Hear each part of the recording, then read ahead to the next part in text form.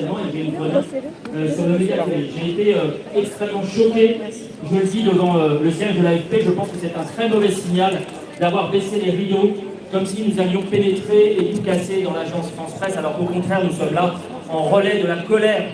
Alors, de la colère, de quelle colère s'agit-il concernant les journalistes?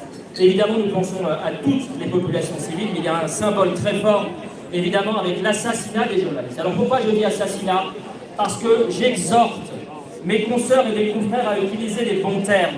Ce ne sont pas des meurtres, ce ne sont pas des journalistes tués, ce sont des journalistes assassinés.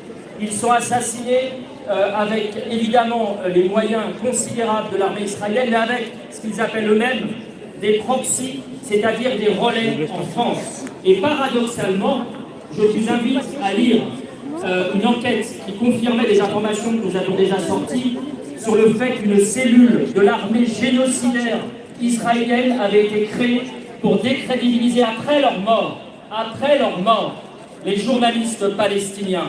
Et ces informations sont reprises par un certain nombre de journalistes, de philosophes de bas étage, de philosophes de plateau, de télévision, je cite Enthoven, je cite Forest, je cite Vosner, sans qui aujourd'hui, on m'a tout à l'heure posé la question, mais pourquoi n'y a-t-il pas de raz-de-marée pour Gaza en France? Ces gens contribuent à formater l'opinion en les faisant passer pour des coupables, des responsables de ce qui s'est passé le 7 octobre 2023 et même depuis cette date-là.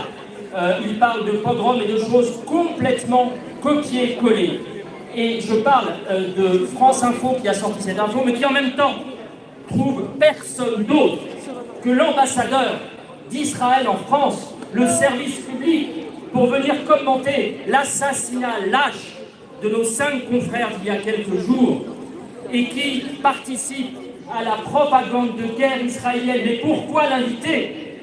Je dirais la même chose pour BFM TV, qui vient enfin de se réveiller, d'ouvrir les yeux, et qui vient de sortir un communiqué d'une tiédeur qui force l'admiration, et qui parle effectivement dans leur tweet, je dis bien leur tweet, de journalistes tués au lieu de parler d'assassinat. En même temps, il continue d'inviter Rafovitch, qui, quelques jours avant l'assassinat de nos camarades, était venu dire qu'il connaît les noms, il connaît quasiment leur adresse. C'est un collaborateur, et tous les collaborateurs, je l'espère, vont être poursuivis. Et je rappelle que 2 citoyennes françaises, Diane et Nassera Zaidi, Z-A-I-D-I, vous retrouvez ces contacts très facilement, ont lancé une cagnotte. Je vous invite à les soutenir. Elles sont entourées de journalistes, elles sont entourées d'avocats volontaristes, militants, qui vont, je l'espère, traîner, je ne cite pas de nom, traîner tous ces collabos, tous ces collaborateurs de crimes de guerre devant les tribunaux, et je vous donne rendez-vous pour, je l'espère,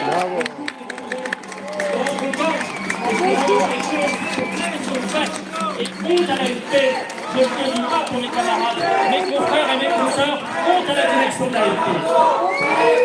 Nous sommes devant l'AFP, les amis, l'agence France Presse.